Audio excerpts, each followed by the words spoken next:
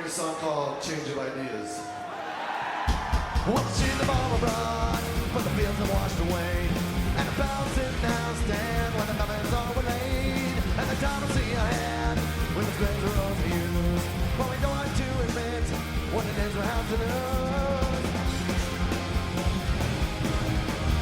Millennia are coming, the modern age is here.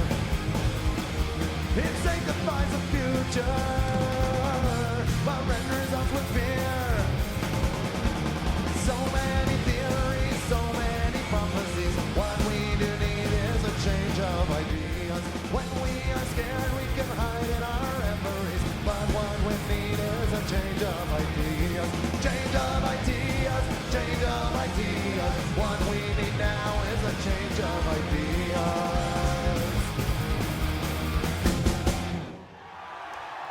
Last summer during the Warped Tour,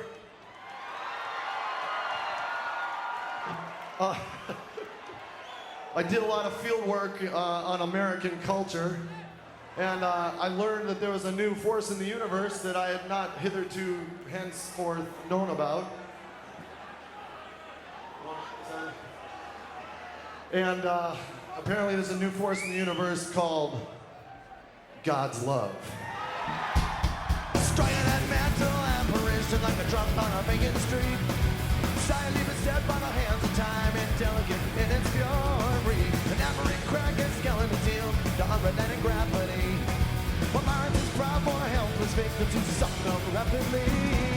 Tell me where is the love in a God's creation? When there's no above, there's no justice, just a cause of a cure. And a body of suffering, it seems we all endure. And what I'm frightened of is that they call it God's law.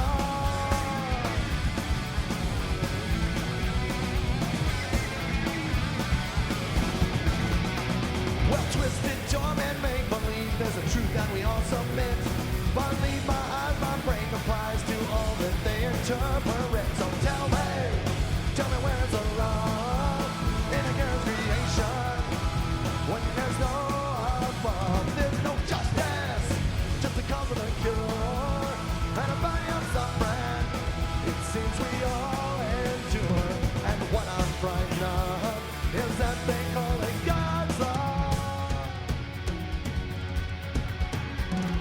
I know there's no reason for alarm, but who needs perspective when it comes to pain and harm? We can change our minds. There's a better price. But first you've got to tell me where there's a love in a God's creation. When there's no above, there's no justice, just a cause of a cure. And a body of suffering, it seems we all endure. And what I'm frightened of is that they call it God's law. They call it God's law.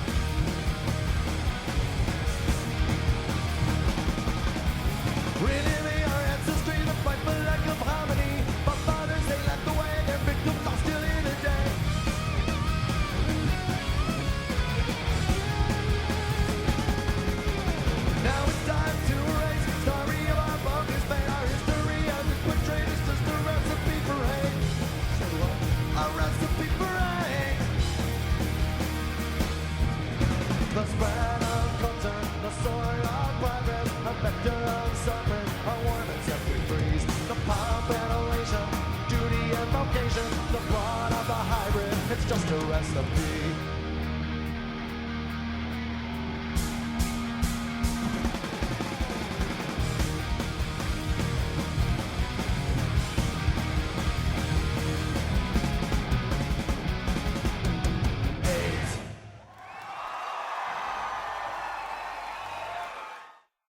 The first introduction to punk rock to me was in January of 1977. CBS ran a TV show in 1977 called 1976, The Year in Review, to which they dedicated the last 10 minutes to the Sex Pistols, basically mocking them and saying, look how gross these guys are, look at these idiots. And I was sold. I just went in hook, line, and sinker, said, that's for me, I'm gone, bye. I knew probably from about 9 years old I wanted to be a singer. Punk wasn't around when I was 9. I think what got me into punk rock and inspired to be in a band was when I first started playing guitar, there was the bands that were popular were like Kiss and Aerosmith and Queen, and there's these huge stage productions, larger than life images, and I could not relate. I never thought I could be that. You know, when your hero is Keith Emerson, you might as well just quit because you can never be a virtuoso like that, you know. But then you hear Johnny Ramone and you think, wow, you know, I can do that. When I heard punk rock, it was the most heavy guitar-oriented rock I've ever heard, and it seemed accessible, like, yeah, I could do that. It breaks down the barrier between the star and the fan. Right. You know, it's the great leveler. Got me excited about the whole new genre of punk rock back then. By the time I was 15, Rodney on the Rock had become my main focus every Sunday night at midnight, I think, or 10 o'clock.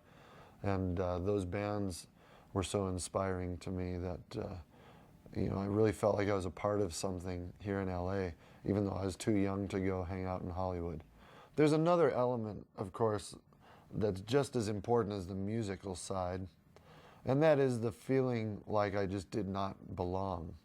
The feeling that I was a complete outcast in Southern California culture. I'm not sure why I wanted to be a punk rocker, but I always felt like I didn't belong, and punk rock kind of gave a voice to that for me.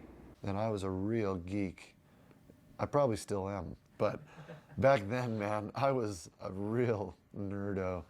People at my junior high school were getting laid and smoking weed. I mean, they just looked at me in disgust.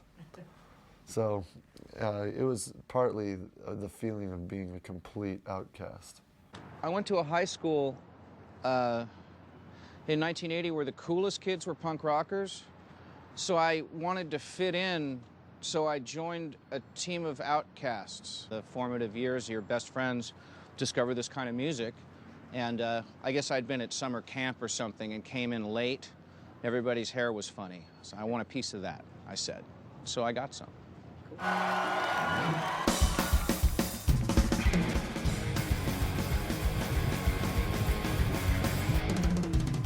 Everybody wants to dance in a playpen, but nobody wants to play in my garden. See those hippies on an angry line, but they don't get my meaning. I'm enchanted by the birdies and blossoms. I'm enamored by your lovers on the weekend. I like the 4th of July, when bombs start flashing. And I wish I had a shiny red top. People with a big brass bell would cheer me up. Or maybe something bigger that could really go pop. Then I can make the garden stop. Come out to play. Come out to play. And we'll pretend it's Christmas Day at my atomic.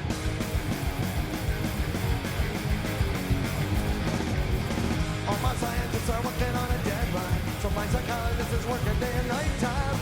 He knows what's best for me, but they don't know what to do with. And I'm glad I'm not Gorbachev, cause I work a long night, a jelly and a pot.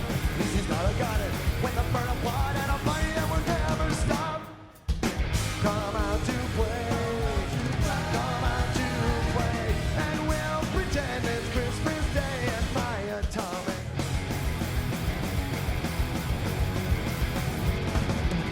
I hope there's nothing wrong out there. I'ma watch it from the room inside my room.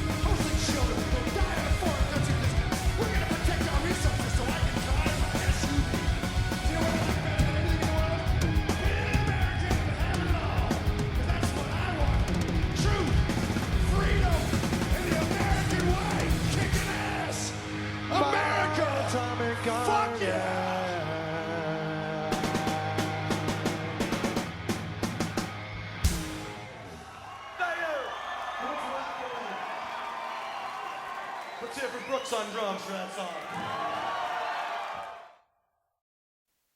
The bands that influenced me back in the day, the ones that had the greatest impact on me were definitely number one, the Germs.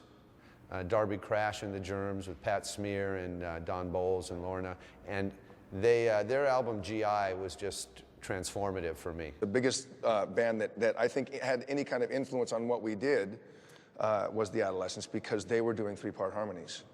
And they were the first band that we'd ever seen, like as a punk rock band, doing three-part harmonies. Black Flag, maybe not musically, but attitude, the way they just dominated their space.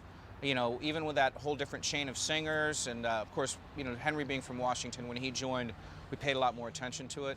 I always admired their total domination of what they did. It was their show, their stage. They were frightening, which I still get a kick out of. I love having that aspect of it. When it comes to influences, I always qualify it by saying I was influenced at a very young age, and having started in Bad Religion at the age of 15, much of Bad Religion's early history, I was still being influenced because that's a very influential age. So, but before the band really started, I was influenced by pop-sounding, pop rock music that was not necessarily commercial. Stuff like Todd Rundgren and Utopia and things like that were very influential to me. I love all kinds of music. I've always loved R&B from a very young age. I think my favorite group of all time is the Beatles, and this might be surprising to Bad Religion fans, but I guess I'd put the top rock groups of all time in order as the Beatles, the Beach Boys, and the Stones. I know I'm a weirdo. Most guys wouldn't put the Beach Boys second, but I still stand by that today. And I know there's not a punk band in the top three, but that's how it is for me. The greatest musical love for me is still Elvis Costello. I think that the angry young man that he was, and now he's kind of a bitter middle-aged man, that's for me. It's fascinating to me because he sums up a lot of my feelings fairly quickly. So I've been pretty consistent with Elvis Costello through my life. Other things have come and gone, but he's certainly the one that I could name as the number one influence musically, the one that fills the hole in my soul.